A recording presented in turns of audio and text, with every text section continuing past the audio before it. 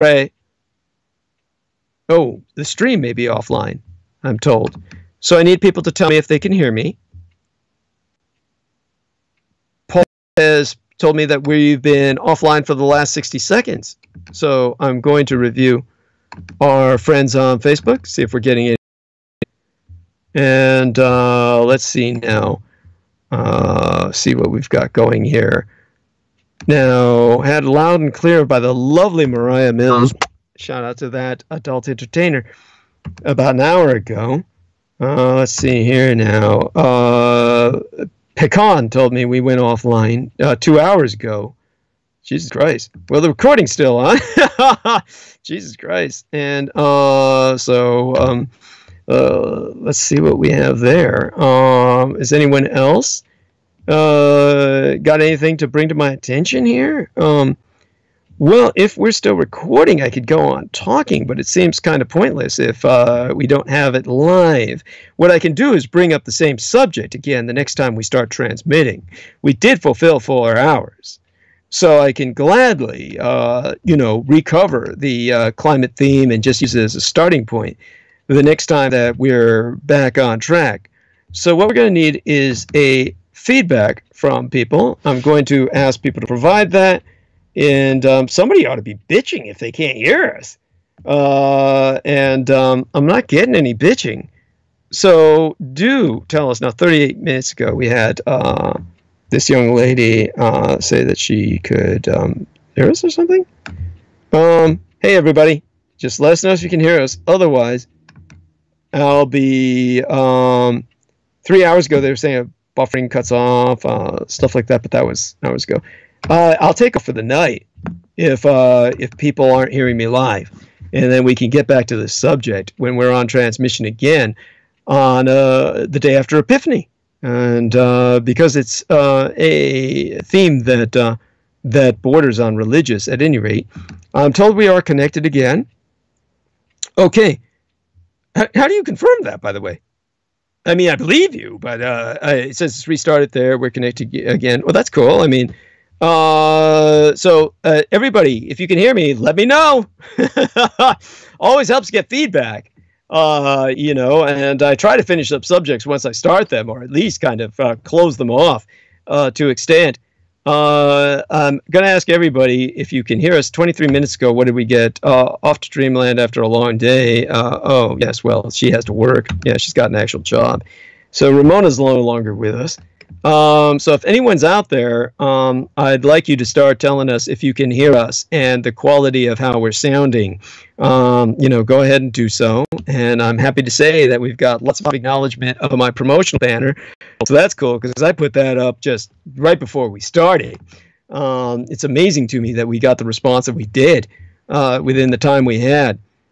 So all of you, come up there and, let us know what you hear.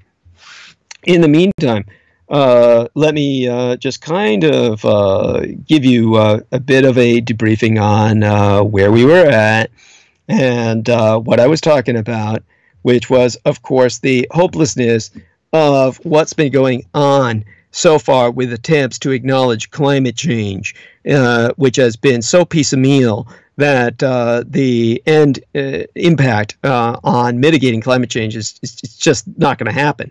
So that's on record. When people listen to the replay of this, they can hear that. So rather than reviewing that, let's go into this other scenario, the most hopeful one, that is presented by the book entitled Climate Leviathan.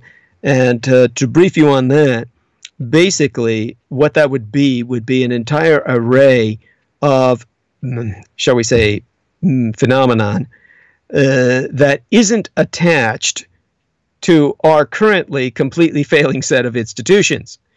So with this Climate X scenario presented in the series of analyses that's entitled Climate Leviathan, the Climate X scenario would be one where we see activity as a response to climate change happening at local levels, bridges across boundaries that we don't think about right now, institutions refuting the state entirely, like so many indigenous people from Canada, going ahead and doing things on their own, building new alliances, discovering ways of managing the collapsing ecosystems and political institutions around in creative manner. We don't see a map to this, and the attempts to map it thus far have been a total and complete failure. So the hopeful scenario in the book would be one where we reinforce what is already happening in so many communities at the extraordinarily local level. So in that sense, climate change causes one to think not just about what kinds of actions be needed, but also about whether our entire moral framework needs to change. You see, we don't want people in Bangladesh to start blowing up Chinese coal plants, but we also wonder whether we need to start thinking about what is and what is not okay in an entirely revolutionary perspective, because our situation be so dire. This is where National Socialism comes in. This is why I myself, as the son of Adolf Hitler, can tell you that National Socialism is a global ideology that is our only hope for the future. Because, of course, we're not simply talking about a reactionary nationalism, but National Socialism. And that's why it's notable at this disjuncture that we have between what any clear-eyed observer really sees needs to happen fast and the depth of the obvious incapacity of the world's political and economic arrangements to move beyond even the first basic steps. So what we need to do is mobilize the masses as well as many elites in a realignment of all manner of combinations to reject, repudiate, and rebuke, ultimately destroy, the figures that stand between us and human survival, like Trump and Bolsonaro. So as far as refugees go, which both these men despise, and all men like them, whether Viktor Orbán in Hungary or someone like Duterte in the Philippines. And yet you have a person like Angela Merkel accepting 1 million Syrian refugees into Germany, which will be an asset for the fatherland that they can't even yet imagine in terms of how these Syrians will ultimately be deployed, when it will be Germany that will march into Syria when the Russian invasion recedes. It will be these people that form interpreters, the specialists, the people who make Germany's acquisition of much of Southwest Asia's Kurdish region in the north an inevitability in their highway towards Aryan Iran, today's Persia. All of this will be open to Germany because of their acceptance of 1 million Syrian refugees. And as refugees go worldwide, the world has a large number of people who are sometimes called climate refugees, even today, already today. Even though there be no international definition of a climate refugee that be generally accepted, if we take a reasonably capacious definition of a climate refugee, it's someone who has been displaced, at least in part, because of climate change.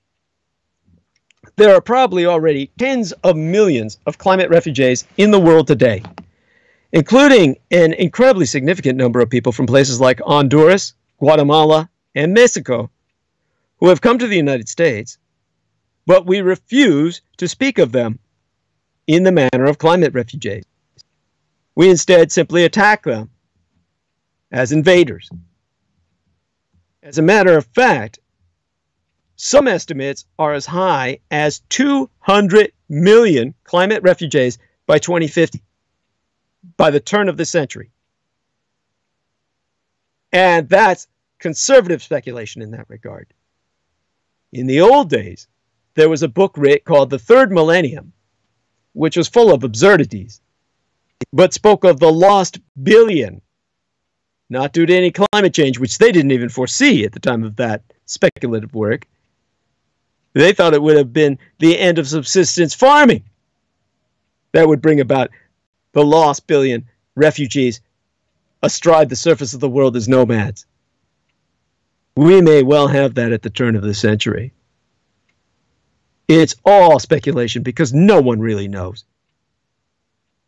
We will at least have hundreds of millions of climate refugees if the expectations of flooding in places like Bangladesh and the Caribbean and Indonesia come to pass. Now, in the face of all that, the present liberal capitalist international order has utterly failed, as is self-evident. And we can't expect people to just do nothing. They're going to look elsewhere for answers to our problems. So to make a sweeping generalization, people are not turning towards the mainstream ideological resources of liberal modernity. They're turning to variations on religious metaphysics and oft, unfortunately, forms of ethnic and religious exclusion. So, hence, the desperate need for us to develop a new political theory of this moment and new utopian ideas. And that's, of course, where, again, the National Socialism, as manifest in the last embodiment of Hitlerism on the surface world, Taiwan, presents, particularly through myself, your Vulcan intervention. Now, at least in the United States, where I'd be stranded amid the white savages, people say they don't believe in climate change because there's been a systematic campaign to lie to them. Exxon documents are coming out in lawsuits all the time. It's, well, this is a failing of the liberal order and people looking for alternatives. But it's also true that people are being taken advantage of and lied to. And the critique of capitalism be that it allows people like Rupert Murdoch to shape the perceptions of large demographics throughout the American empire. So we've got tons of media flying around. There's all sorts of efforts to hide the science, to twist things to get people to naively take up positions that are not only against everyone's interests as a human species, but against their own interests in terms of individual survival or quality of life, and yet all in the interests of the most powerful who happen to be the most malevolent. It's also the case that many of the challenges we're facing, rendered stark by climate change, be generally characterized, and accurately so, as class issues. One aspect of the critique of capitalism be the way in which capitalism produces and reinforces class divides that lead to a situation in which, to some extent, we're seeing different factions of the elite struggle over the support of the masses. So in many ways, the problem can be attributed to the fact that so many voters don't believe in climate change, but in actual fact, the problem really is a failure of the liberal order that can produce a situation in which, for one thing, that mobilization of the masses can occur, but secondly, in which elites who control the state water down all its own attempts to confront climate change. This, again, brings us back to the only social engineering tool that works in the manifestation of this ultimate of emergencies as it did before. Socialism. Now, even up where our good friend Justin White is, brother in battle, shout out to he, and his dear friend Sade Black, even up there where my executive producer, Pavel Provara, up there in Canada, there you've got the problems. They're bad. They're not nearly as extreme as they are south of the border here in the United States. They have a state that claims it's fully committed to addressing climate change. But in reality, Trudeau's doing no more than Trump. So even the Canadians, along with us Americans, where I'm stranded here among the white savages, all of us here in North America, everyone on planet Earth is in a situation where it's hard to believe that it's only conspiracy theory that has prevented us achieving anything. But it's got to be more than that.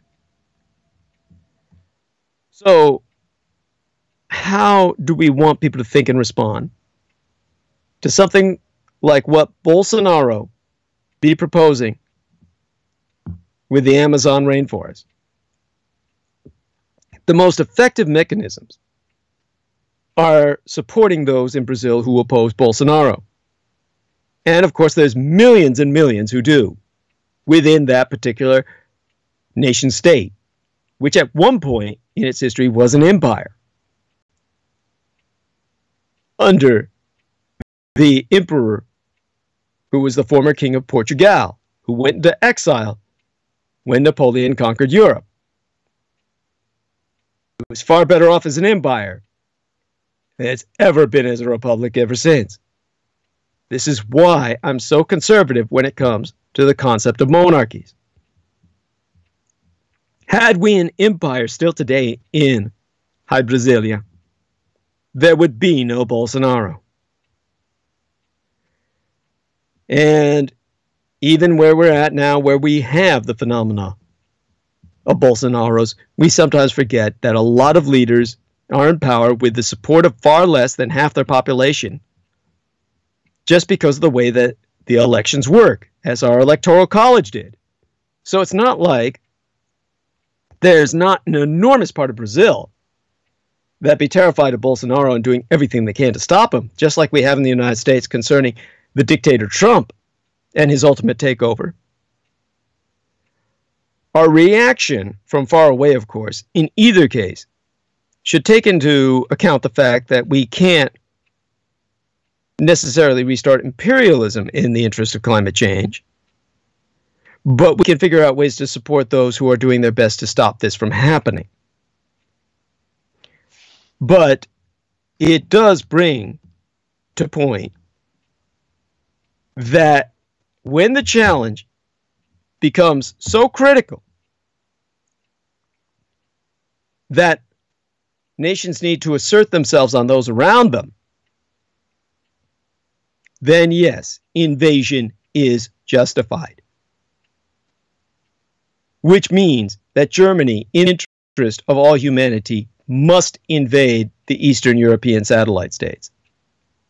This means that America, under my vision of a one-party democracy, must, if it needs to, invade Brazil and establish regime change. If the survival of humanity is at stake, as it was perceived by the historical Hitler, then the invasions are not only necessary, it would be immoral not to mobilize for them. In the interim,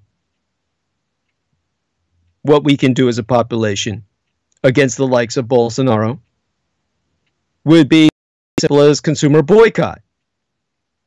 But that, as well, fundamentally, is going to require alliances and support that can reach much further down in the political, economic strata of Brazil. Figuring out how to get in there and help those people, that's a challenge in and of itself. Now, we've heard a lot about Western countries industrialized at a time when we really know climate change was happening, but no one knew of it then. And we here in the West got really rich. It was called the First Industrial Revolution. So we changed the world around us But nobody cared at that time because the West was so small compared to the enormity of the nearly empty Eurasian landmass on either side of the Pacific and the Atlantic, and the teeming billions on the periphery of that Eurasiatic landmass in India and China and Europe, and ultimately Africa today. The West was able to industrialize to its heart's content and pollute the world around it without worrying about the repercussions till now. Now, countries in the rest of the world want to go through the same process to raise the standard of living for their people, but at the same time, we know that climate change is happening. So, what do we do in a situation where rich countries start telling poor ones what they can and can't do, and enforce that in some way, even if it's in the service of an end that we all hope will be beneficial to the planet? It's a pretty large component of this work I was reviewing, Climate Leviathan. It's not what the authors are hoping for, but what they conclude be the most likely would be simply imposition by the industrialized powers upon the unindustrialized to deindustrialize. The core powerful capitalist societies right now are, in fact, telling developing and poor countries what to do about all manner of phenomena. But the general encouragement, whether it's through financial policy or trade policy or military bases or what have you, tends to be in the direction of locking in fossil fuel extraction and consumption. There'd be no way around the fact that the United States government has played a major role in building, reinforcing, and protecting the global oil industry. Saudi Arabia is just the best known and most obvious, the most offensive illustration. What the work entitled Climate Leviathan points to instead, as an alternative to imperialism, is a lot more old-fashioned transnational solidarity on behalf of ordinary people all over the world in the name of climate justice. That's what they feel be desperately needed. Now, on this point, transnational, transclass solidarity and climate justice, it might be worth taking a look at Pope Francis's encyclical Laudato Si, which has probably been, to my own mind, the most important book on some of these questions in my lifetime, wherein a series of statements that Pope Francis makes in that text, he reconfigures Catholic theology as a process of forging a planetary solidarity for humanity in a world still yet to come. And I'm not a Roman Catholic. My late and sainted sire was baptized a Roman Catholic. I never was. He was practicing to some extent and lapsed in many others. So it's not like I'm directly quoting Francis and saying, see, the Pope has it all figured out. Rather, what I am saying is that Pope Francis and myself are basically stretching and pointing in the same direction. And the reason that's important is, of course, again, this is exactly what the white supremacist papaphobes, the people who are rabidly phobic against the papacy, they're a product of the Reformation and the Church of England going to extremes with the fanatics who resettled in North America and ultimately provided us the evangelicals today, who in turn provide us Trump mulligans and say that he was sent by God to be a king on earth.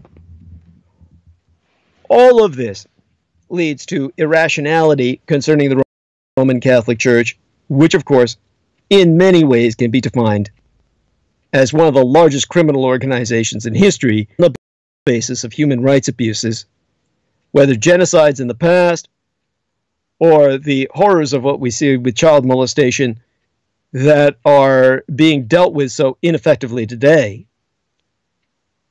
What we need to do is still come to the fact, or come to face the fact, that as one of the oldest institutions on planet Earth, there is no denying that the Roman Catholic Church is far more unified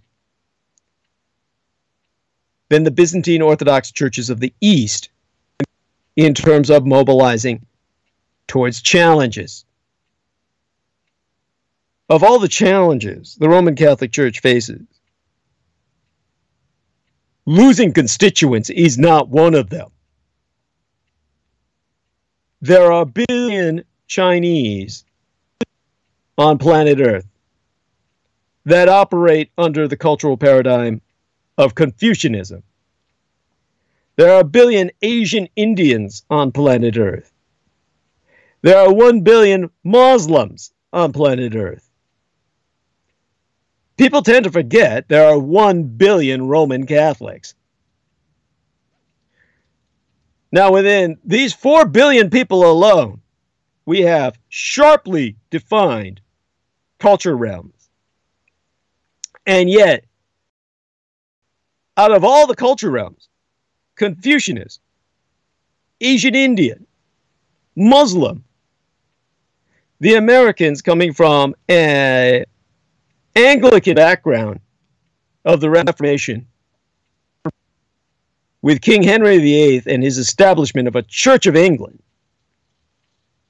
have produced a puritanical and fanatical antithesis in their phobia against Roman Catholicism that has been manifest throughout their 200-year history in such a manner as to be inseparable from American identity.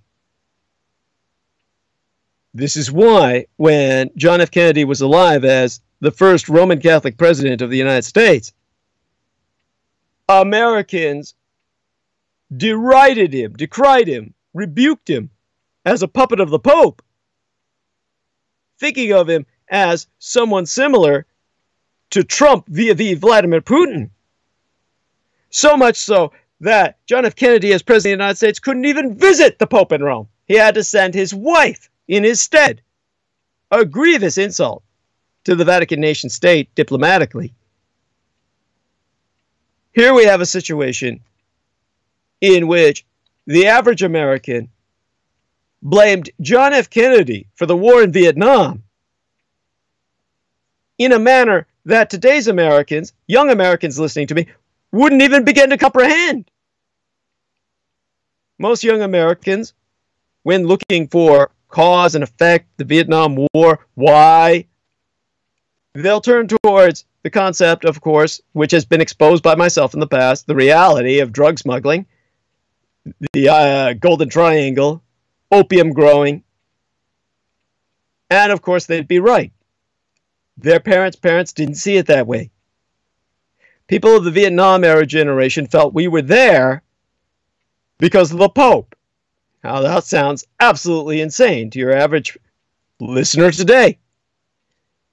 The unreality of the time, as insane as Trump and Bolsonaro and all the autocrats world over today with their insane conspiracy theories against George Soros, the reality of the time was your average American looked on the fact that South Vietnam, all Vietnam, and Cambodia and Laos had, among their educated elite, been Catholicized under the French Empire. The French Republic conquered more territory worldwide than any of their empires historically. And within the Frankveld, the Frankish world of the French realm of politics, where the French Republicans went, so too did the Roman Catholic Church, France being a very Catholic nation. So the elite of Southeast Asia was Roman Catholic.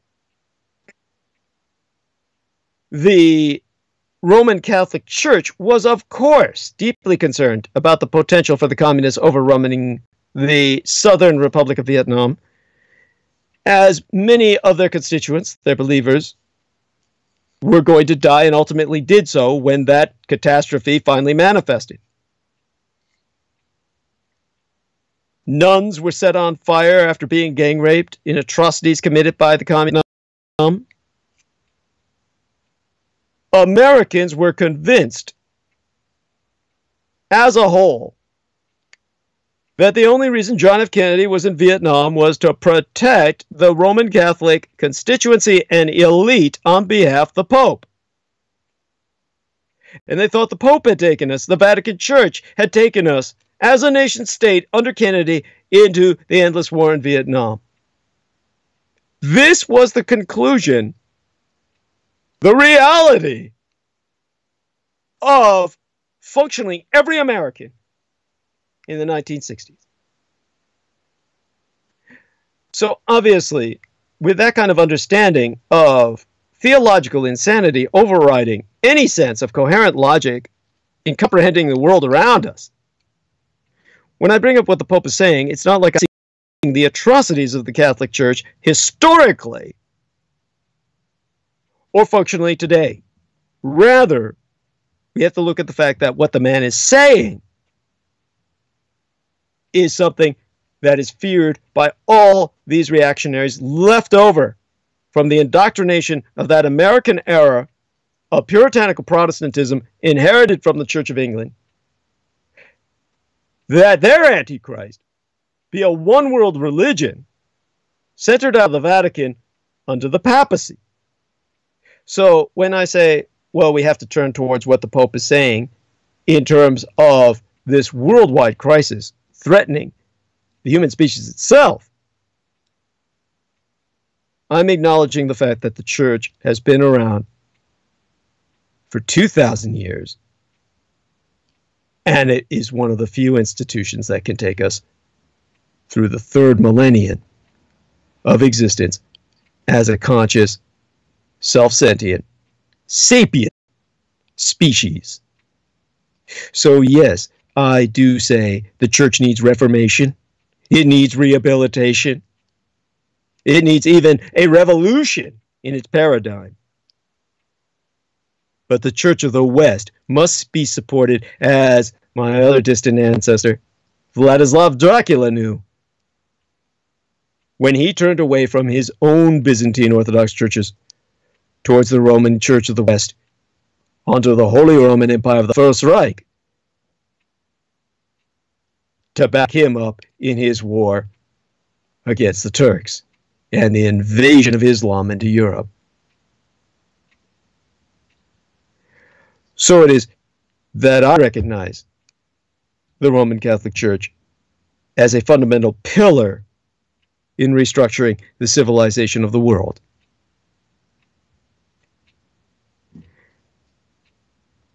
And of course, that goes without my converting that particular faith. So in that regard, what moves us in emergencies is faith. Faith can move mountains. And it's going to take that church, the Church of the West, and many other faiths, the Mormons in America, with all their faults and controversies, the various other faiths that must be mobilized and provided renaissance, as Shinto in Japan. All of these must be the true movers and shakers in the world of climate change, this new dark in which our species may very well die if the cult of nullity and the desecrators of humanity in the name of their anti-gods, the cultists of Trump and Aquino and Vladimir Putin, win the world, then humanity is lost, not in the sense of its souls, which would be a moot point, but in the survival of our very bodies, as our species will die off and be annihilated by the critical emergency of natural catastrophes. Now, we just had a massive earthquake last night in California. It shook my own home and residence in San Francisco. I was awake through the night, I, of course, am used to such things. But we're going to suffer a planet quake, a world quake, in societal and catastrophic natural changes.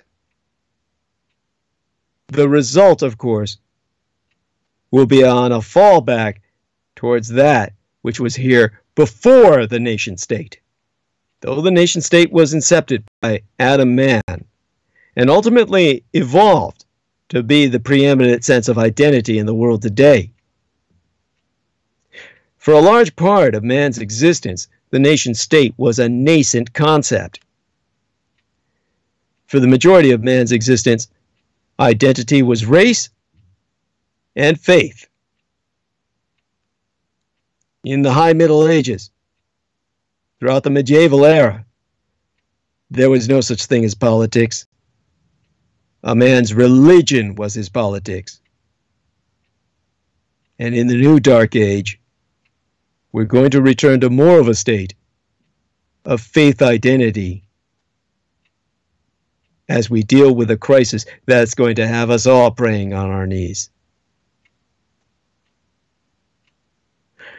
So with that in mind, under a concept of National Socialism that can be complemented and contained in its worst elements with a sense of industrial modernization based on core areas of industry already industrialized that act as megapolies or super economies to help raise the standard of living and quality of life in areas that we can't afford to have industrialized and indeed need to deindustrialize. This will result in a number of rather autarkic empires aligned with supercultures or supercultures that will dominate the planet in cooperation and conflict as we employ what resources Earth can still provide to relocate the human species in part onto the other planets of our solar system and ultimately among the stars. So with that, I'll close off for tonight. My vision of Vulcan intervention should be a bit more concretized by this point. My love unto all who support me, and I look forward to working with you and the next beating I provide you come this Saturday weekend, Sunday, during the week.